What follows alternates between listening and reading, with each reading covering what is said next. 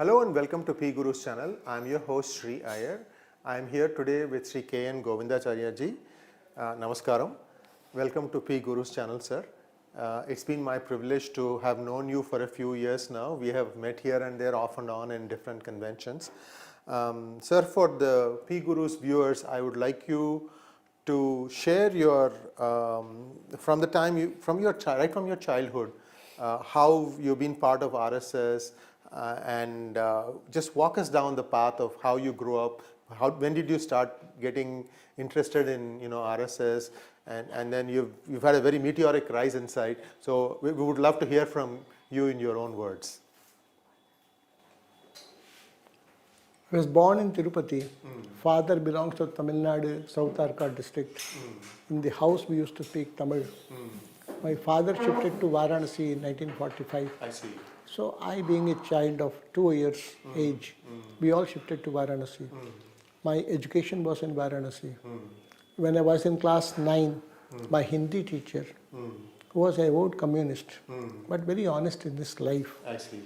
he impressed me because of his approach to concern for downtrodden, fight against exploitation and inequality. That appealed to me, and his life resonated with the cause. But as the time went, then I worked for AISF in BSc previous, when I was enrolled for BSc course in Banaras Hindu University in Varanasi. Then came this case of Tibet invasion by China. Then Dalai Lama's exodus from Tibet. 1950s. So we emotionally were with Dalai Lama and with Tibet in particular. And we found China as we perceived as aggressor. But to that, my communist friends, they had different views. So I got disenchanted. So I was attracted to Dr. Ram Manohar Lohia, George Fernandez, to hear his lectures in Varanasi. We used to walk a distance. Then ultimately, I came into contact with one Sangha Baitak, Professor Sharda Sharan Singh from Metallurgy Department, Banaras Hindu University. He put forth the idea of Sangha in a palatable manner to a student who I was, with a particular background, who had a penchant for reading Blitz every week as regular magazine, and who adored Gandhiji in particular as a great man of Bharat. So, but that meeting, he put the RSS idea in such a fashion that it is the requirement in the post-independence era to inculcate qualities of citizenship in common men. And that is what Sangha imparts those qualities through 1 hour shakhas. And to that we all agreed. Then he said that if you are honest enough, and morality requires that if you are convinced with that idea, you should be seen in the evening shakha. So that was 16th May. I started going to RSS shakhas. That is 1960. I completed my Sangha training, first year, second year, third year consecutively, 62, 63, 64. And by then I was a settled RSS worker in Varanasi, who was looking after all the students' work in Varanasi, as far as RSS is there. Then I imbibed the idea of coming out as a full-time worker, that is Pracharak. I conveyed this to the officials. So in 65 July, I was asked to be a Pracharak. Then in the beginning for 6 months I was in Varanasi itself. Then I was sent to Bihar, Bhagalpur University Center. I worked there for 6 months, then I was shifted to Patna, as it is said. That Pracharak is a postcard without address. Whichever address is written on that, he should go. Accordingly, I was shifted to Patna. I worked there. During my work in and around Patna, yes, definitely work progressed. There was a conducive atmosphere also for the growth of RSS during those days, in Bihar in particular. And we also had planned that Bihar should rise as a second backup army for the future invasions in the northeast areas by China or all. With that spirit we were working. Then I was put in charge of Akhil Bharatiya Vidyarthi Parishad to look after that as a guardian, being a Sangha Pracharak. During that time only, students' agitation erupted, led by an action committee of students, leaders. And in that, my friend Ram Bahadur Rai also was there in Bihar. Sushil Modi was Union General Secretary. Lalu Prasad ji was Union President during those days. So in that agitation, incidentally, accidentally, my name also got involved. And I and Ram Bahadur Rai were being looked by the police for arrest under MISA. I see. So I avoided arrest. Ram Bahadur Rai got arrested in March 27th or so. I worked as underground worker. I struck good rapport with Jayaprakash Narayan. So Jayaprakash Narayan ji also accepted, and ultimately he accepted to lead the agitation with two conditions: that partisan attitude should not be there and peaceful methods should be adhered. So to this nobody had any objection. Right. So I was dragged into the Bihar agitation in a way. So from 74 to whole of emergency, 77, I was in Bihar agitation. Ultimately, when emergency was lifted, democratic system was restored, Morarji became Prime Minister. Yeah. But you didn't contest the elections? No, I was underground worker throughout. I see. And I was asked to work more in UP and Bihar during elections. I see. 77. Before that, I was used to work Assam, Bengal, Odisha and Bihar put together. So from 77 to 88, I worked in Vidyarthi Parishad in different capacities, whether it is central zone or south zone or north zone, keeping my headquarters at Bombay, the headquarters of ABVP. In 88, I was asked by the then Sangha official, Bala Sahib Devras' younger brother, Bhaurao Devras, that I should work in BJP. To that I told him that a worker successful in one field need not be successful in other fields also. Right. But about that I cannot be the judge. You people will have to rethink about it and then tell me if possible. So after 4 days I was again called that no, we have conferred and you should work for BJP. Then I again asked him one question, that what precaution should I take, because it's a new field, I don't know. Right. Then he said, do one thing, as you live like a ordinary person, like a pracharak, continue with that. Your lifestyle should not change.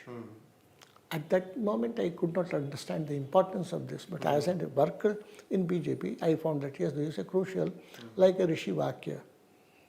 So I understood, I went on. It all went on well. I don't have any regrets in that work. But internally, from 1996 onwards, I was not that satisfied for two reasons. One was, we were imminently likely to come into power in 96. Yes. And we ultimately came into power for 13 days. Then I thought that after coming into power, what all needs to be done should be chalked out well in advance. Right. So some data bank, some policy bank, some biodata bank. Right. But this idea was not that way relished by others when I was isolated in that. Were you just planning for the Because organization? Congress was on the decline. Yes. So one force's decline adds to the prospects of the other rival. Absolutely. So it's a holistic phenomenon. Right. So I was thinking that BJP was about to come into power. So we should have adequate preparations. So data bank, biodata bank and policy banks are needed. So in first 15 days, then in 2 months, then in 6 months, what all should be done, we should be clear about it. Right. Incidentally, that was appreciated. Then I thought that all right, at least organization and power structure, there should be some coordination in that. About that, I couldn't succeed. Then I was thinking that yes, some training classes for the workers. Then for running the party, we should not depend on money bags. We should depend on the donations from our own workers and hardcore supporters. That is called Ajivan Sahyog Nidhi. To that Advaniji had agreed. He was president. Then I was asking one more thing, that for promoting and protecting ideology and idealism, there is a need of scientific style of functioning for a cadre-based, mass-oriented political party like BJP. Right. And that is the core deficiency or the handicap of the political instrument. That's what I was of the opinion. So with that in view, ultimately, with great effort, a conclave could be arranged of the senior leaders, about 40 or so, in Virar, outskirts of Bombay. Meeting was successful. 40 recommendations flowed from that. But it could not be brought into working committee meetings for the 1 year the next 90, up to 98, I was struggling to bring that into National Working Committee for discussion. I didn't succeed. And then Thackerayji became president. We all came into power in 98. I approached Thackerayji once more, but of no avail. So I was losing interest in both the things. In between, on the policy line, indiscriminate influx of FDI was sought. Yes. That's my opinion. I may be wrong. Similarly, approach to WTO, I had different ideas. I was sailing along more with Swadeshi Jagran Manch, I think, policy-wise, approach-wise, emotion-wise. And here the things were different. So at one time, one of my colleagues remarked also, are you working for BJP in Swadeshi Jagran Manch or are you working for Swadeshi Jagran Manch in BJP? There is a dichotomy in this. I said, yes, you are right. I am working as per my ideological moorings, that's what I feel. If there is any difference, let us discuss it. There was no discussion. Then ultimately, one of the senior leaders I had to talk with, traveling from Kanyakumari to Trivandrum, he said that, Govindaji, don't tom-tom much about party with the difference. I said, why? Because BJP can be at best Congress with a saffron tinge. And I said that if that be so, what's the point in sacrificing life selflessly to achieve this little? This little can be achieved by becoming ministers, MLAs, or the Swayamsevaks. That will suffice. I said, yes, who asked to? So who asked to work selflessly? That was the question. About that, I did not have any adequate words. I didn't want even to confront. So things went at that. Then I thought that no, challenges are huge. Challenges of transnational companies, multinationals are very heavy. It will take a heavy toll as far as Indian ethos is concerned, culture is concerned, equality, inequality problem is concerned, amelioration of rural poverty is concerned, unemployment is concerned, all this. It is all in conflict with our ethos and our needs. That's what I feel. Then I was working against WTO also. So I thought it that protagonists of globalization, they are also well-studied people. I haven't studied that much. So I had an urge for studies. So then in May 2000, I talked to Thackerayji that I be given study leave for 3 years. To this he said that you can study and work also. I said, no, it's not possible. Serious type studies I want to make. And as being a man of organization, I can't devote time for studies at the cost of meeting people, which I don't. So he said, all right, in few months I'll be quitting as president. So at that time with the new president we can have this settlement that you go on study leave. And fortunately I got the opportunity. So on September 9, 2000, when Shri Bangaru Lakshmanji was president, I had already talked to him. So that no ill will comes into, as if I didn't want to cooperate with him. Not that. It's a separate case. I want on my own volition that I want to go for study leave to study the impact of globalization and the counters if needed. This was 17 years ago. Yeah, 2000. So 2001 and 2002 I spent for study leave. On the Makara Sankranti of 2003, I met the in charge of BJP from RSS side. He was Madan Das. I met him. We were colleagues in ABVP also for so many years. I told him that my studies have got certain conclusions and that warrant my contribution in a different manner than the political party. I want to get engaged in academic, constructive and educational activities henceforth with a pro-Bharat and pro-poor approach. So if that I have to do, it will be my venture. And if that be so, first and foremost, my duty is to come to you and tell you that I am no more a Sangha Pracharak. So it's all my venture. I want to do this pursuit. So results also I will be responsible for it. So that morally binds me to say to you that I won't need any worker or money from you. Success and failure will be my responsibility entirely. So this he said that it means you won't meet me.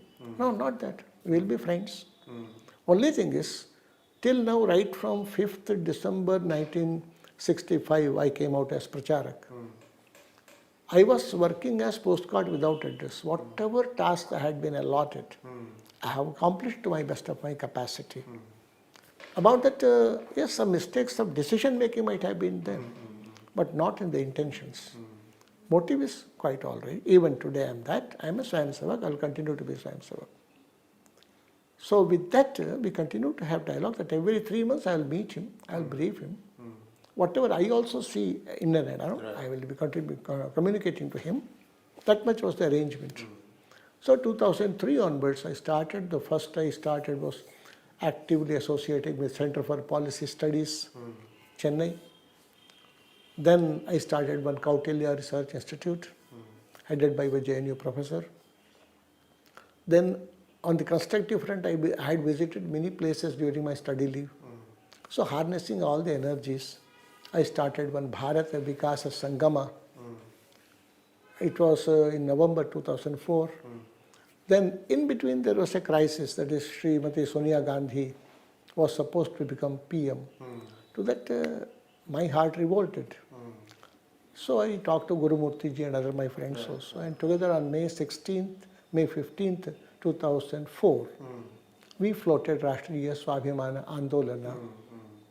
And fortunately, by God's grace, the movement succeeded in a week or so when Shri Manmohan Singh ji was made Prime Minister and not Sonia Gandhi ji. She herself, on her own volition, proposed the name of Manmohan Singh ji. So that was over. Since then, I have been active on several issues. Now it is 2017. And now we are back in 2017, and you have recently moved the Supreme Court as an intervener application in the issue of Rohingya Muslims. Sir, PGurus has been writing extensively about this resettlement of Rohingya Muslims, especially in the areas of Jammu. There have been Rohingya Muslims in other parts of the country also, but this takes a little bit more of a criticality because the demographics there are subtly changing, and the articles that we were publishing with very, very hard facts that said that given the current demographic shift, that Jammu could also become, a Hindu minority state. And and I think we've had some success in moving the Ministry of Home Affairs to start looking at these things. And but you see, India is such a huge country; it absorbs everybody, and it's very quickly, just because of the short-sightedness of politicians for votes. These people are given citizenship, ration card, all the basic necessities, and suddenly, they are also a voter, and now. In the recent past, like the last few days, there has been another, big surge of Rohingya Muslims trying to move into refugee camps in Bangladesh. Now, how do you see this thing play out? Because this is not the first time India has had this problem. Assam in 1980s, Assam Gana Parishad was started for this, something where Also in West Bengal itself is the same problem. so many districts getting converted to minority dominated. Correct. Right. So now minority is supposed to be, now it has been converted to majority. Districts. Right. So how you are usually the thinker's person in the sense you can take the long-term view. Here is what we need to do. So maybe you can walk us through what prompted you to do the IA application in Supreme Court, and how do you foresee this as a more lasting solution? We are going to have these kinds of things in the future also. As you know, Bharat's partition itself has got the history of the two-nation theory based on religions, religious denominations. Right. So demography plays a very important role in deciding the fate and the geography of the nation.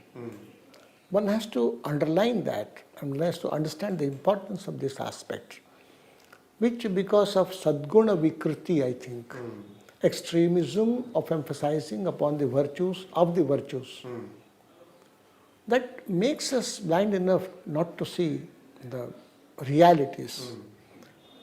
It is right that we have been the most welcoming nations in the world For others, though, our ideology, religion might have been different. So some more than 2000 years ago, since then, Right. Jews have been coming in Bharat, Right. and they have been given the religious facilities too. Similarly, Parsis also. Yes. That has been our hoary past, history also. Yes. But the challenges then were different. Right. And now it is all the difference. We are now in 21st century. In 8th to 10th century, only Parsis were detained Right. in Bharat. They were persecuted there. But today the situation is that everybody is feeling tired of terrorism and they want some solution also. Right. The main problem is on the religious domain of the thought process. That people do not want to apply or accept the reality that problem is with proselytizing religions. And the whole crusade, whole jihad, which just paupered the whole of Europe and ultimately led to exodus of Europeans into American subcontinent and elsewhere. Right. Right. So colonialism was the result of that. But it was basically triggered because of the uncertainty, instability of the whole society, insecurity in the society, Right. economic deprivation and the unstable conditions of those societies. One has to understand that also and give importance to that. That because of proselytizing religions, there is a likelihood of change Right. in demography. And in demography, since numbers count Right. crucially, Right. so the religious denominations, because of their sense of belonging, intense sense of belonging towards one's religious denomination, makes them bind together and get converted into minority vote banks. Right. Right. Now also, if you see interesting, this about Rohingyas Right. themselves. They didn't infiltrate into Mizoram. Yes. They didn't infiltrate into Nagaland. Yes. But they preferred Bangladesh Correct. and also Bharat. Yes. And in Bharat, they can travel so far to Jammu Kashmir Yes. itself. Yes. And wherever, because of A, porous borders, Right. B, our simplistic approach to problems of politics Right. resulting into problems of sovereignty of the Yes. country Yes. itself. Yes. So I was keen to point out and I was serious to point out this aspect which I mentioned in my petition also, that we have experienced one partition on the basis of religious denomination. Yes. Now also again there are many areas which have turned into minority domination. Yes. And now also in Pakistan itself, which you see, it is the reverse case. Right. In Bangladesh, it is the reverse case. So, and they are being persecuted even Jammu Kashmir some 3 decades back. Right. Because of religious denominations only they were persecuted. Not that they were Brahmins, but they were Hindus. Right. So if you ignore this reality of the situation and just some lofty ideals, lofty wishes, then you end up in utopia. Right. And it is societal for the whole society. Correct. With this approach, I have approached the Supreme Court for this, that no such facility should be accorded to Rohingyas. And we are not bound by 1951 United States Refugee Convention recommendations. We are not bound by 1967 protocol also. And for humanitarian concerns, there can be hundreds of other ways to cater to the immediate needs.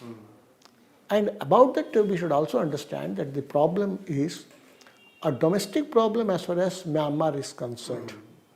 Yes. And we always respect that right from 1648 in the whole world, this convention, Westphalia Convention, Yes. Consensus. Yeah. it says that nobody should interfere into others' domestic affairs. Right. Right. So that prohibits us also in that manner. So in this all context, Rohingya problem should be sorted out even for humanitarian considerations. There are United Nations agencies who should take stock of the situation, they should take initiative. And Bharat at best, because of its own all-encompassing nature and liberal views about religious denomination, we may cooperate with the effort. But we should not take the responsibility. Right. It is their problem, they will have to solve it. That, Right. So, thank you very much, sir, for taking valuable time from your schedule. I know a lot of people are waiting to see you, and I would not want to take up any more of your time. I wish you all the best in your endeavors, and I wish you a very long life. You look very healthy and hearty for someone of your age, and I'm hoping that our paths will cross again and we'll meet again. Thank you very much.